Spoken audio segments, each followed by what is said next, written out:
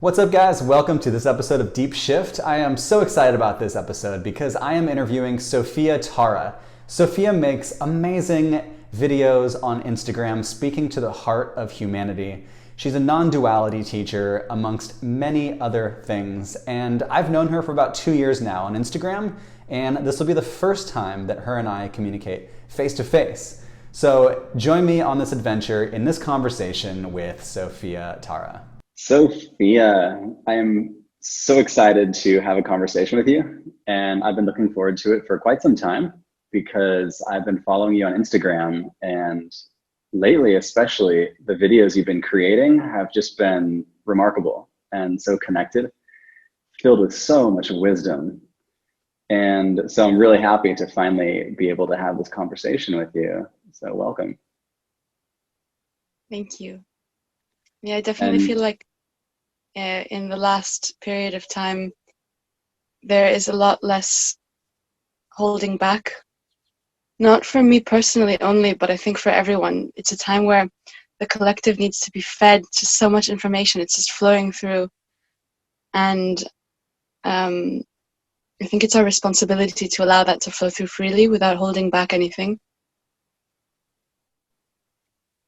yeah, agreed. And what a time, what a extravagant moment in human history. It's just remarkable.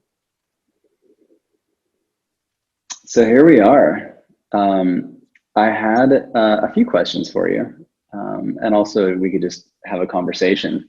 But one of the questions was just kind of getting your thoughts on what is going on the planet with this pandemic, the virus, with the quarantine, and yeah, where you see it headed, and sort of your grand picture of it all. Okay, well, actually, I'm so enthusiastic about this time.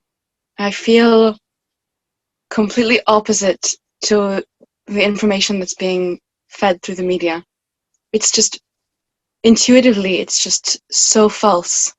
This fear agenda, this anxiety, this stress that's going on within the population.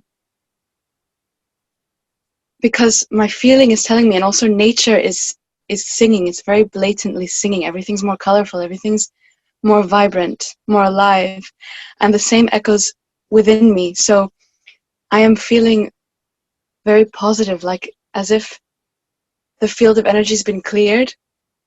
You know that feeling when you first you travel to the mountains and you've had the windows closed in the car, and you first step out of the car and you take that first breath, and it's like So good. that is how I feel that the field of Earth is right now, on all levels of our being, not only for humans, but for all living beings here now.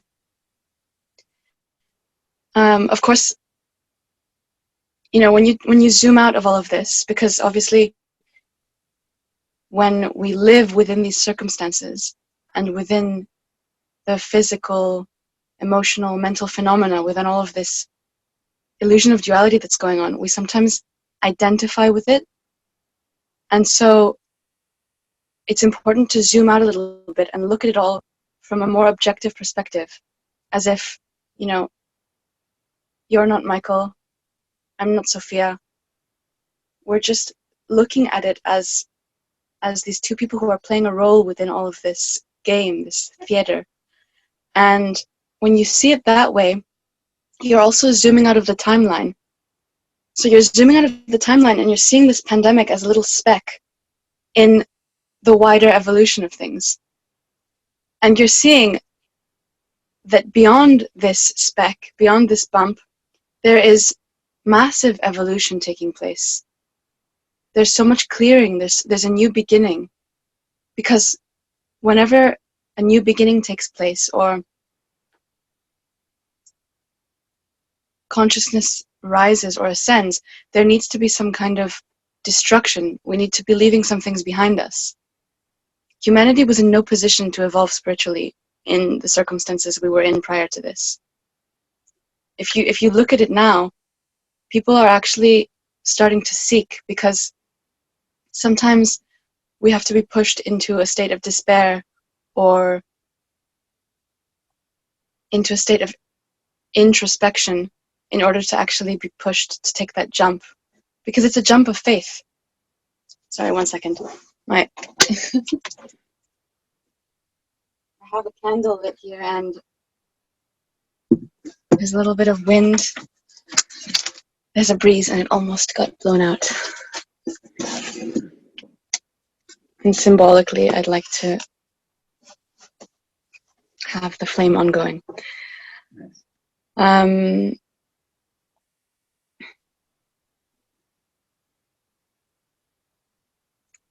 So yeah, I think overall, most humans are looking within now and starting to see, because the lies cannot be concealed anymore. You know, the truth is always victorious. The truth always comes out on top, because the lie is what it is. It's a lie. It's the illusion. It doesn't exist. Fundamentally, essentially, the lie doesn't have any foundation. It's non-existent. Its foundation is actually truth, because the lie steps on truth as its field of existence. The lie cannot exist if the truth doesn't exist. So The lie doesn't. what do you see as the lie? I think the lie, well, we can take it on a microcosmic scale, or we can actually do both. So on a smaller scale, the lie is within our everyday lives. It's what we have, as humans, been fed since before we can remember, as information, as a feeling. Duality, the sense of separateness from other human beings, the sense of separateness from our home, our earth that we live in, that we are a part of nature. The separateness from our own, like this is the most interesting one, the separateness from our own consciousness. So we have been trained, so to speak, by ourselves, like no one else is responsible for this. We are entirely responsible for everything. But we have been training ourselves to look outside for information, for knowledge. We've placed so much importance on the logical brain, the male brain. So we've placed so much importance on reason and logical thinking, rather than actually trusting what is going on within our intuition and within the heart mind. So this is within everyday life, from childhood, but from many generations prior, from many lifetimes prior. Most people don't trust their intuition. Most people have a gut feeling and they just completely ignore it. And on top of it all, they believe they have no intuition. But intuition's always there. It's just a question of tuning into it. And so these lies from ourselves to ourselves are then emphasized throughout history by the ones who write the history. Then they're emphasized by the media, by education, by science and research, by the collective fears behind war, for example, behind pandemics. So people are flocking, and they are literally eating from the hands of the media. The media says, jump, they jump. The media says, there's a pandemic, there's a pandemic. I'm not going to do any personal research. I'm just going to be at home wearing a mask, and suddenly all my best friends and family are non-existent to me because they might be contagious. Now, within our, I think, the group of people that we often communicate with or are inspired by or watch through social media are somewhat involved in spirituality. So because you're in the environment that you're in, and I'm in the environment that I'm in, maybe we see things from a more open perspective. But if you actually dive back in to the matrix of the collective consciousness right now, and you look at people who have no opening to that higher sense of consciousness, or no opening to maybe the possibility of the media lying or the government not looking out for our best interests, then they're living in fear, those people. They're not actually questioning things. So I mean, that's as far as the lie is concerned. And I mean, I don't think it's necessary. I don't think it's necessary to go into the details of who is behind it and why they're doing it. I think we know that. And I think you know that as well. And regardless of who it is, it's not one specific person anyway. It's not one specific group. Because if we actually remember that all of this is our own projection, then those people are also a part of us. They are also our brothers and sisters. Those governments, those organizations, the politicians, the doctors,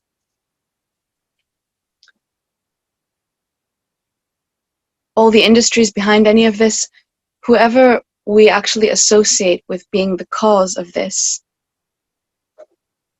is our own reflection, is our brother, our sister. We're all humans together. So it's very easy to start placing blame, but it's important to stay in that truth, I think. And I think it's reaching a culminating point now through this pandemic where these two polarities within this field of our existence are reaching a point of culmination where it cannot continue to exist in that linear path.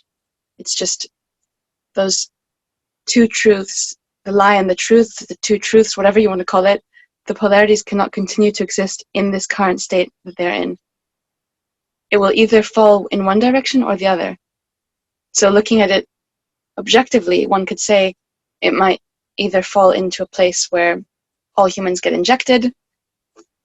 They are given injections supposedly as a solution for a virus, which statistics show doesn't exist, and locked in their homes, not allowed to communicate, not allowed to interact, not allowed to be close to nature, completely cut off from their source, from themselves, fed electronics, grilled like a microwave by 5G. Or you can look at the other side, which is that this fire of spirit will just awaken within humans, and this truth will continue to spread like a pandemic, and people will start to realize and awaken, and there will be a new beginning. And actually most traditions, spiritual traditions, speak of this time. It's referred to as the end of Kali Yuga, which is the beginning of the Golden Age, the beginning of a new age of enlightenment for man and for Earth. So Yeah, well, I'm kind of, I went on.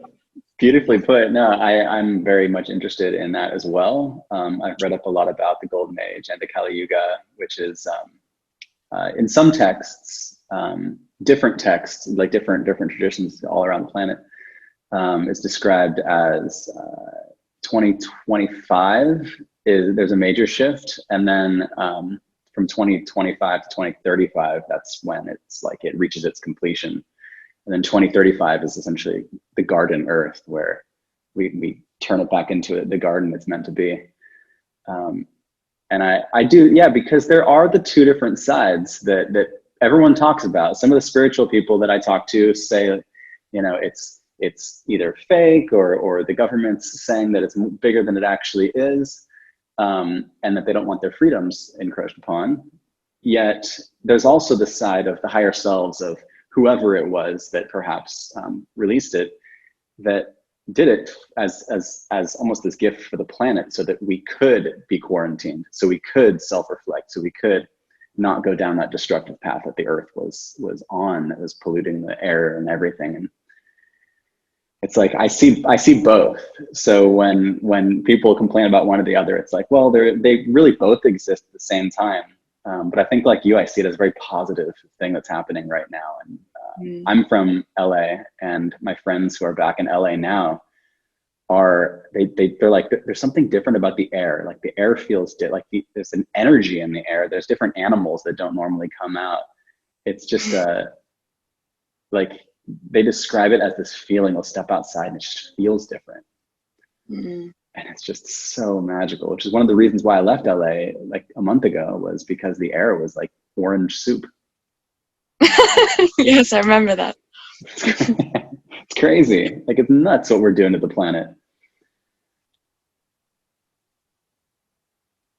And it's interesting too that this is a respiratory disease, and Yes. that it affects people's ability to breathe, and that we were affecting the planet's ability to breathe for so long. And it was really reaching this point. I just saw so much anger between different political parties, and there's just so much tension building up on this planet, and all of a sudden this just knocked everyone off their feet. And now we get to reflect and work out the karma that we may not have worked out with our family members that we're quarantined with, or, you know. And you're in Greece right now, which is incredible that we can even have this conversation. I'm here in Ashland, Oregon, which is like, it's morning for you tomorrow, and it's evening yesterday for me. I'll come to you from the future. With Tell me message. more. Yes, here we are. Well, is the pandemic still in the future? How are we going in the new Earth here? It's completely over, and the Earth is more beautiful than ever. And the people on it are more awake than ever. Their eyes are brighter than ever. The animals are singing. The birds are singing louder than ever.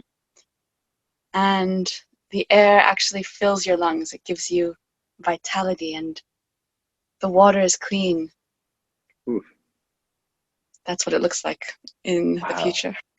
Sophia, I can't wait to wake up tomorrow in this future. This is wonderful. I love your shirt, by the way. It's beautiful. Thank you. Thank you very much. I made it. I plan on You sewed selling it? No, it's screen printed on. Yeah, I did it. It's for people who are listening. It's a giant flower of life design on a white sweatshirt. Thank you. You can put it on, you could put it on both on the front and the back as well, which would be like ultimate protection. Like just emanating from both sides. It would be like a sphere. It would be like an absolute sphere of light around whoever's wearing it. Consider it done. I will do that. I have kind of I put a gradient on it, so it looks kind of like it's like a gold sort of gradient. I'll put it on the back, and I'll put it on the podcast website. People can purchase it. I didn't know this was going to be an advertisement for sweatshirts. Sorry, it just spontaneously came from me. I saw it in another video, and yeah, I definitely love it. Oh, that's great. Thank you for saying that. Something interesting. So I was looking at some of your Instagram posts, a very recent one too. I think yesterday you posted about the 432 hertz frequency, which is an A note. And I was looking into it, and something about it resonated with me. And then today, my friend sent me a post, and it was literally about the same thing. There was a YouTube video about 432 hertz frequency. And I was looking in the comments of the YouTube video, and some guy said that he tuned the A on his guitar to 432 as opposed to what it's normally at, which I think it's like 440 or something like that. Mm-hmm. And he said once he did that, he started playing, and the notes just hit him. He was emotional every time he was playing a chord. I thought that was fascinating, the serendipity of it, and also, wow, I gotta tune my guitar to that and get emotional as I'm playing. Yeah. I'm curious. Do you have thoughts on that frequency? Kind of, yeah, how it resonates with you? Certainly. Okay, so besides all of the knowledge around the subject and what 440 is and what 432 is, just as a feeling, I used to get very many headaches from listening to music. If I was listening to music for an extended period of time, and I love music, I used to I would never be able to take any method of transport or walk anywhere. Sorry, my laptop's running out of battery. I would never be able to walk anywhere or go anywhere without being accompanied by music. So it was quite conflicting for me, because at the same time as wanting to listen to so many of these songs, which I really loved, I was getting headaches from it. And also I was realizing that it was affecting, I was observing myself, and I was realizing that this music was affecting my entire energy, my entire state of consciousness. So if I listened to music on the train, for example, on my way to school back then when I was in high school, then upon arriving, I realized that as soon as I removed my headphones from my ears, I was feeling emotions that weren't necessarily my own, and which I could not allocate to any specific experience or moment in time. And so that's when I started looking further into things. And actually, my older brother back then, he had told me he was a musician, and he was playing music. And so I remember he was really enthusiastic, and he told me one day about 432 hertz.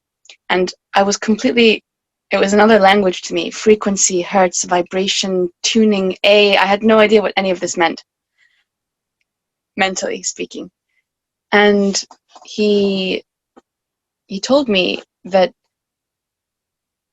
during the Second World War, this began in Germany, and then it went on into England and America with Rockefeller. And the natural tuning of the universe, which actually can be mathematically traced through sacred geometry, through the Fibonacci sequence,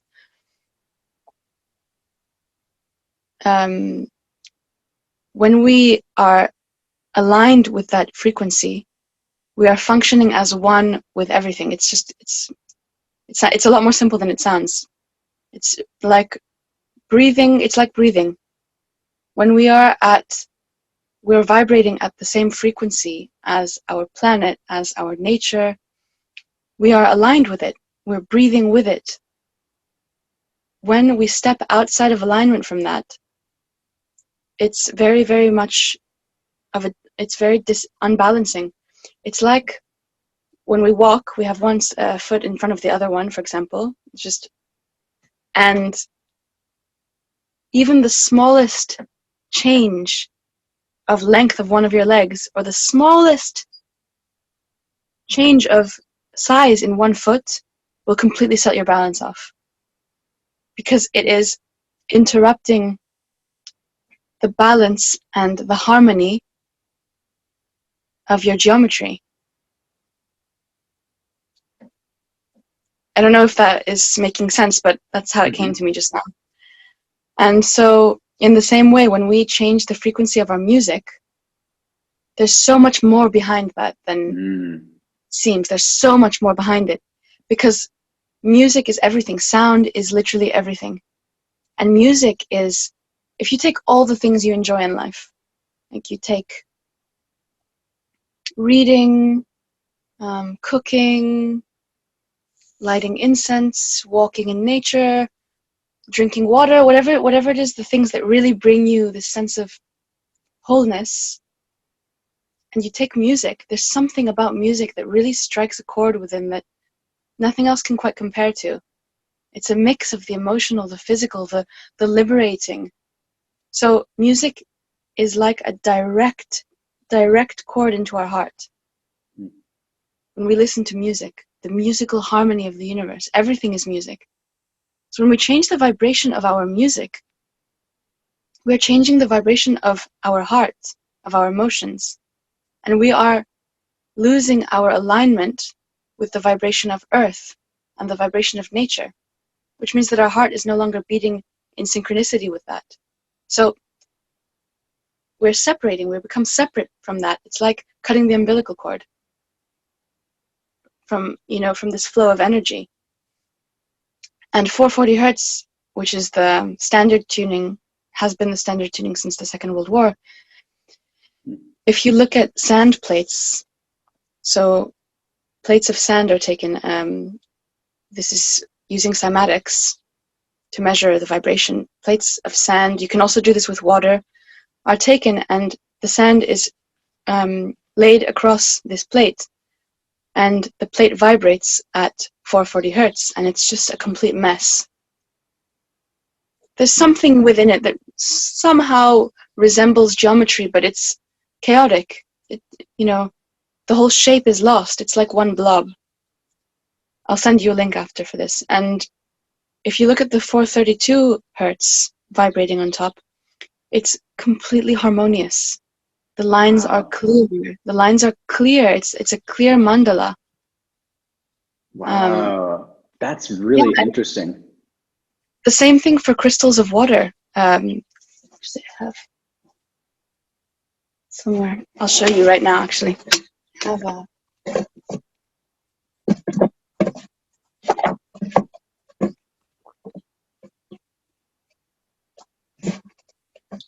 It's amazing to be able to visualize sound. For some reason, when you said that, it just all made sense to me. This is why I want to show you this right now, spontaneously. This is in Greek, so don't mind the words. So this is by Masaru Emoto, who is a Japanese doctor who studied he was studying the crystals of water. So he was freezing water crystals after they had been exposed to certain words, frequencies, music. And with a microscope, he was looking at these crystals and seeing what the different shapes came from different words, from different music, from different frequencies. And what I explained to you before with cymatics is also visible here through the following. If we can find a clear picture, one moment. Sorry, excuse me, just while I find that. Yeah, not a problem. It's I'm still thinking about how the 432 makes a beautiful shape, yet the 440 makes a more chaotic shape, and attributing that to like sound. I always call it like auditory emotion. Like you can transmit emotion through sound waves to another person. You think you can literally, by putting a few notes together, you can affect the emotion. You can make someone feel sad. You can make someone feel happy and excited through just sound vibration. Like it's remarkable that you can do that. And for this frequency, I almost want to like get like a really nice speaker, set it up, and just have the 432 hertz just playing through, or like a sound bowl or something like that. Yeah, exactly. You need a natural method of a natural instrument, because if you look for 432 music online, especially through YouTube or wherever you might find it, it's not clear. It's not 432 because its frequency has been interrupted. Yeah, pressed. Yeah. So interesting. Yeah. And also, if you look at the fact that we are, what is it, 70-80% water. Yeah. You can understand what the vibration of music being out of alignment does to our entire organism, our system. It totally out of alignment, and that's why there are so many health issues in modern society. So I guess for people who are listening, what you could do is you could get a sound bowl or a singing bowl on Amazon or at your local, crystal shop, and find one that is 432 hertz, and you could just play it before bed and when you wake up. Yes, exactly. And then I guess you could sing it too. Like if you get the tone from the bowl and you could sing along with it and harmonize with it, I feel like that would be beneficial as well. Something tells me that would be a good thing. Okay. All right. So for people who are listening, I will describe what is being shown. Sophia has a book. All right. So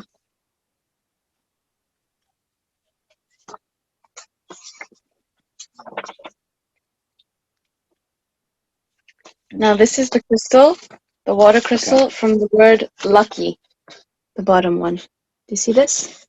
What? The It's word lucky. beautiful. Yep. Oh my gosh. It looks like sacred geometry. It's like Star of David with just like interwoven beauty within it. Exactly. So lucky, how does so is it like the numerology of it turned into a frequency, or like, No, it's or the just someone word just, so someone saying says, saying the word lucky and projecting the words onto the walls of the cup or glass which the water is contained in. wow, So that's like magic. yes, because words, it's no coincidence that we say spelling. Words cast Hmm. spells. Words Yeah, that's words so hold true. vibration. When we speak in the language of truth and when we speak with high vibrating words, positivity, that's why we are attracting more of it into our life, because those words Hmm. emanate vibration. And now this is the crystal for bad luck.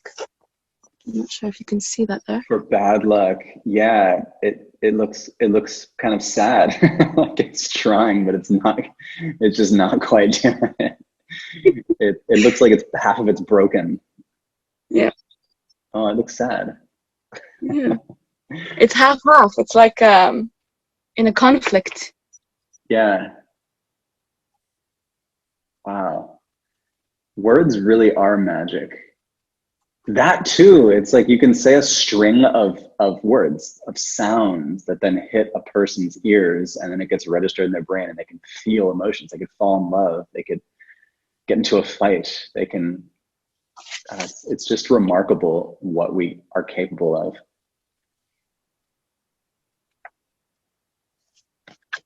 These are the water crystals held by a mother who was told about her child. So it's literally the mother's feelings whilst expressing this love for her child.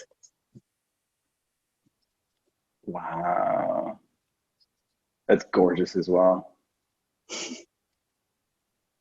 That's beautiful. So this is water that's like freezing as all this stuff is happening, and they look at the little crystals under a microscope. Yes, it's basically, you know, water is a really amazing tool for manifesting. Water is absolutely receptive. It's absolutely female. It's absolutely female. So when we have a glass of water or a bottle of water here or anything, and you speak to it, this sounds it sounds however it sounds, but when you speak to this water, and you play it high frequencies, or you charge it with positive emotion, that water holds all of it. It absorbs all of it, which is why it's so important when buying water from outside to be consciously blessing that water, because it absorbs everything, including the barcodes and the labels and the words around it. So water is an extremely powerful tool for carrying and transmitting vibrational information. It absolutely absorbs everything. Wow. So it's What? listening. The water in your body is listening to you as you speak as well, completely shifting your whole body's structure, your cellular structure through your water. Which adds that other layer to like Tony Robbins incantations, where you like look into a mirror and you just say like, "You're beautiful and you got this and you can do whatever you want." And Yeah. the serendipitous aspect of this is that the last interview I did with it was a past life regressionist who Leo said the same exact thing you said. So this is 2 interviews in a row where we're talking about speaking to the water and projecting your manifestations into it and drinking it. So yeah, there's your magic spell as well. It works. It absolutely works. It So absolutely works. did you have a kind of like awakening in life, or were you always an enlightened being?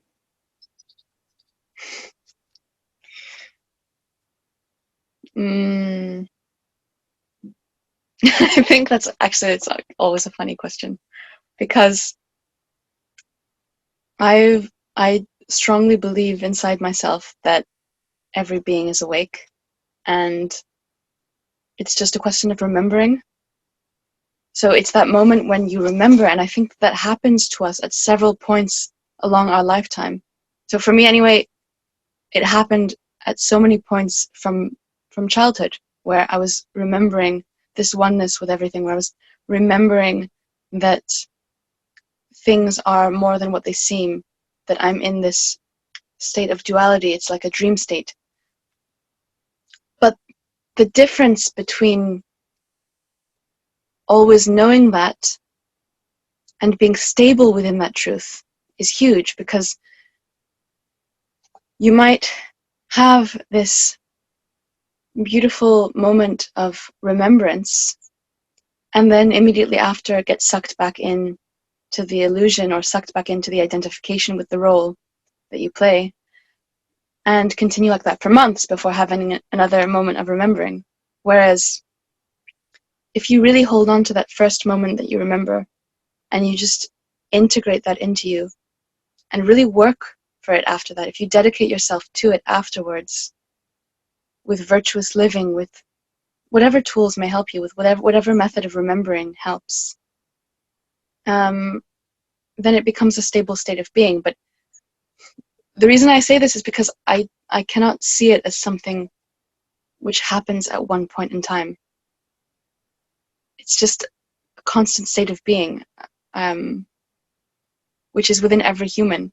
I just think that the difference is that some people don't remember it and others remember it. And if I had to say that there was one point in time where I made the decision to follow this knowing, this inner knowing, when I was reminded of this and took the decision to follow it, it is when I took that leap of faith and just came to nature and came to the mountains. Which is where you're living now. Which is where I live now, in my trailer. Nature in the mountains. That's incredible in itself. Self-quarantine. Yeah. Were you doing that before the whole quarantine? Yes, yeah. I've been here for many years now. Many years now. Wow. And do you live with people? There are a few others on the same mountain, yes.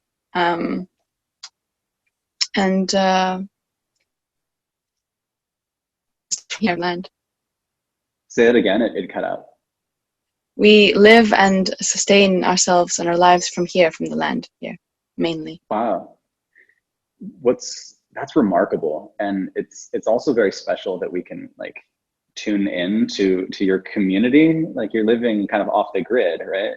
You're in nature. And how cool is it that we can tune into you from across the world and say, hey, how's it going? How's exactly. life completely separated from humanity? Sounds like it's pretty good. I think it's not quite completely separated. You know, I used to believe that you have to go and be in a cave for 10 years in order to achieve a certain state of awareness, but I think the balance is the key. You know, to make those everyday decisions of hierarchy, of prioritizing virtues and certain values, but not being completely cut off from the rest of the world and from this level of our existence. Because yes, we are also our body. We are also this level of existence. I feel like a lot of people put so much focus, especially in the spiritual community, on astral projection and leaving the body and remembering the other lives and remembering the higher lives and remembering Lemuria, and like, yes, okay, that is beautiful as well. Like I love those experiences too, but there's a reason we chose also to be here in this level of existence. There is a reason we chose as souls to come and manifest into a physical body, into a dimension of duality, of polarity. So it's about integrating the previous truths of a higher self into this level of polarity. That's where the beautiful key is, that's where the integration lies, is bringing that one unified consciousness into duality, which means completely transcending duality, which is a huge step in evolution for any soul. But it also helps others within that level of existence, within that third dimension or fourth dimension. So I feel like it's so important to remember our connection with the very earth, the material, the matter, the earth, the physical, the human. Yeah, I feel that. I feel that. And I'm curious, because right now some people are going through difficult times and they're confused or they're living with some fear. What are your thoughts on maybe daily practices or something that you do as you wake up to realign and to stay kind of aligned with your higher self and your purpose?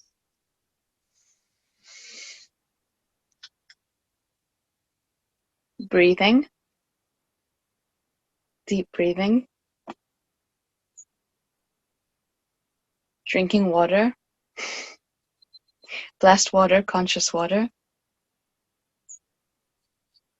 being very conscious of thoughts, words, energy, being mindful.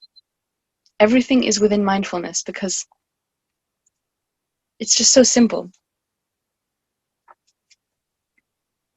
In mindfulness, we are in the present moment, and in the present moment are all moments. We are in the eternal state of now. So when we're completely in this moment with all of our being, just really placing all of our awareness into this present moment, right now in which I speak to you, right now in which my hands are moving in this way and I'm feeling what I'm feeling, I'm here. And in this moment, I am absolutely eternal. So it's like if you actually really are mindfully placing your awareness into this moment, it's impossible to forget. Because all the truth is here now. I can understand that within daily life, sometimes in other circumstances, with working or living in a city, someone might say, okay, well, all right, it might be one thing being mindful when you're in the mountains, but what about when you're in your car or you're driving through traffic or when you're on the phone or when you're right in the middle of the loud city, for example? But the truth is that the present moment is also those things. It is also the city. It's also the noises of the city. It's also the frequencies of the neighbors yelling. It's whatever it is. Present moment is everywhere. All you have to do is just place your awareness in now. That's it. And you'll find everything there. It's literally all there. The infinity of our essence is right there. And then, you reinforce that through actions, which are conscious actions, virtuous actions, actions which have kindness as their foundation, gratitude,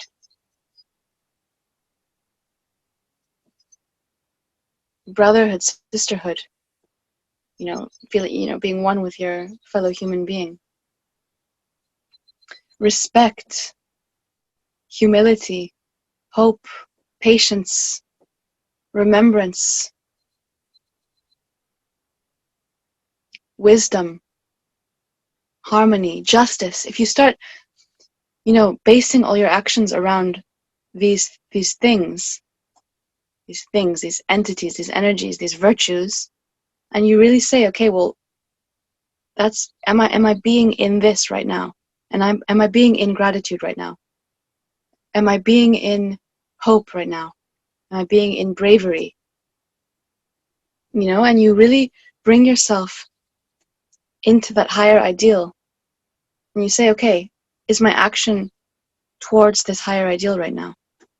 Without pressure, though, without, putting this constraint on yourself or pressure that you need to be a certain way or resemble something. Just try and be inspired, I would say, by those things. Within everything, from taking a shower to going to the toilet to talking on the phone to your mother to farming or planting trees or plants or whatever it is, it fits in everything, from driving your car Am I driving with mindfulness? Am I driving with gratitude that I'm able right now to be sitting in this car being taken from A to B? Or just that I'm breathing, grateful that I'm breathing. You don't even need to take it to the car. I feel those things are everyday practices. And of course, for me personally, I place a lot of importance on ceremony. So taking that time to be with your physical body and all of your other bodies and your mind and your emotion completely dedicated towards a higher cause. Whether it is a prayer for humanity, whether it is some kind of ceremonial practice, whether it is eating, because eating and sharing a meal is also a ceremony. Sharing a meal with yourself, you can just be alone eating, that's a ceremony. You're dedicating every bite to that higher state of awareness.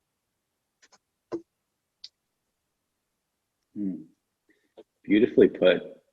There's like some 432 hertz coming out from you.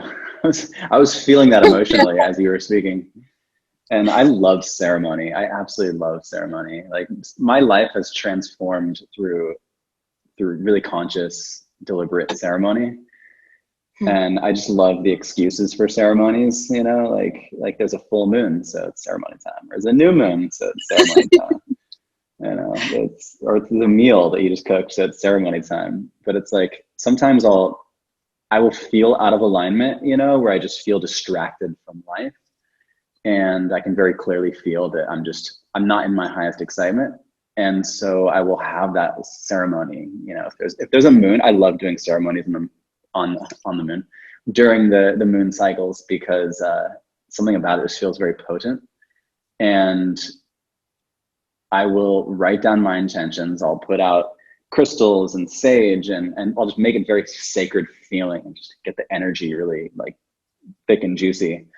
And I will I'll play some different frequencies and hertz and set some intentions, and maybe write down my intentions on a piece of paper and meditate on them. And at the end, burn the paper and just set it as it is.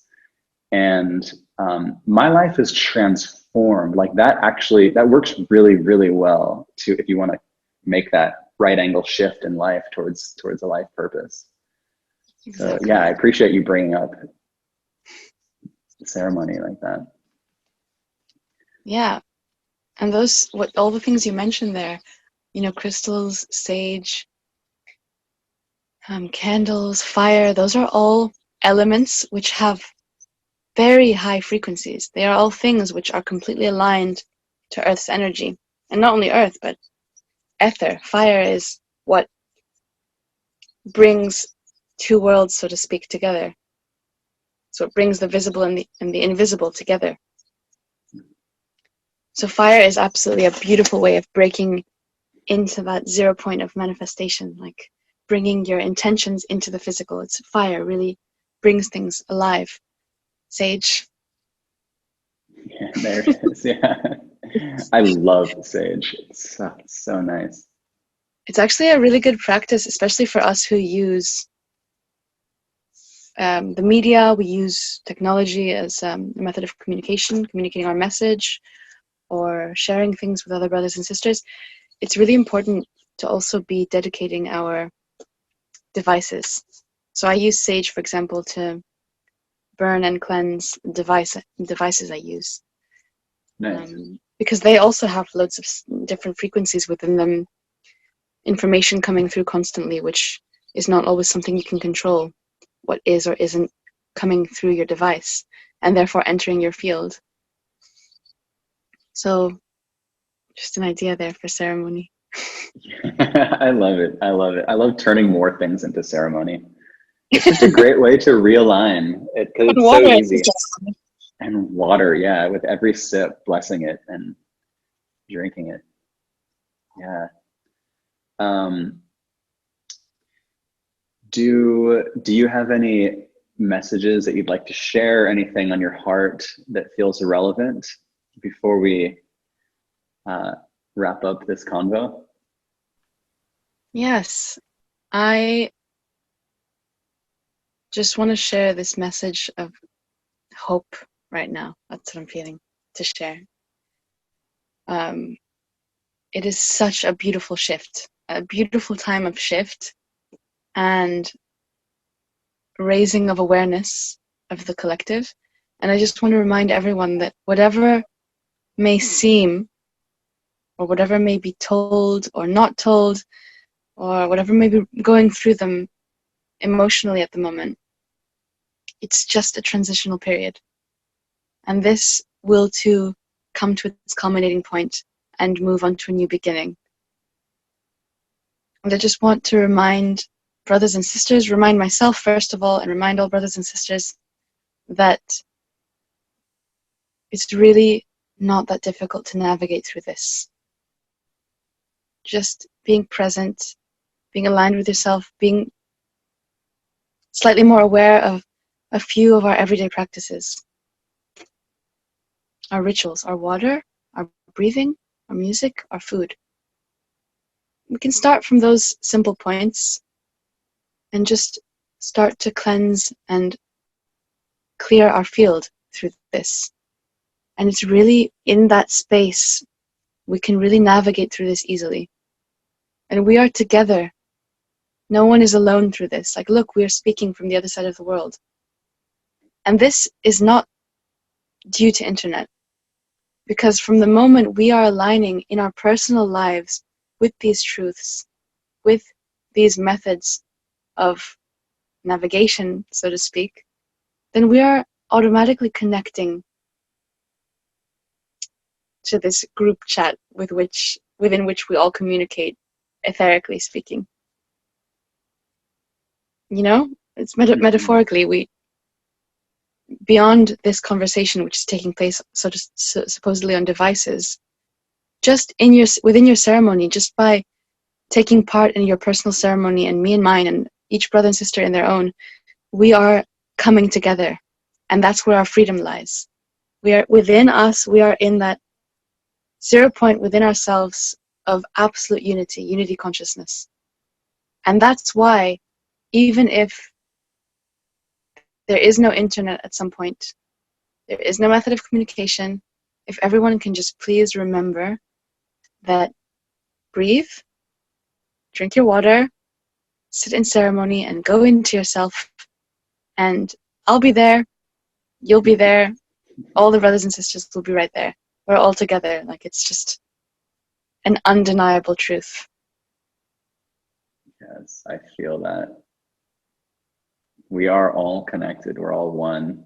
Thank you for that message of hope. I feel it. And I think it's so important to have hope right now, and for people to recognize that this is a beautiful moment and we can treat it as such. And if the internet goes out, we can connect. We will go in and we will all connect, and it's going to be beautiful. And I've had experiences of the connection of all consciousness as a single thing, and it's a gorgeous experience. So I'm going to include links to your social media and stuff in the show notes, but also, how can people find you online? They can find me through Instagram. Mainly, that's what I've been mainly using at the moment. Which has been incredible. It's been just wonderful what you've been posting. I highly recommend everyone go check out her page, because what you post is just, it's so potent and it's so relevant right now. Thank you. Thank you for receiving it, first of all. Thank you for opening your heart and allowing that into you. Yeah, and your Instagram handle is? Journal of the Soul.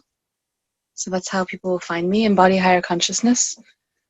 I'll say that again. I'm not sure if it was clear. Journal of the Soul. It's all in one word. Journal of the Soul. Boom, got it. And if you didn't get that, you can look at the show notes and there will be a link to get straight to it. Well, Sophia, thank you so much for dedicating time and just for sharing your light with everyone. It was a pleasure. It was an honor. Thank you so much for connecting. Yeah, it's honored to be in your presence. And I was looking forward to this so much, and I can't wait to speak again. So thank you so Same. much. Me too. Thank you. Thanks so much for tuning in to this episode of Deep Shift. If you enjoyed it, please leave it 5 stars, give it a like, a comment, subscribe in your favorite podcasting apps or on YouTube. Tune in next time. We've got another amazing guest to talk about some deep shift. Much love, everyone, and peace.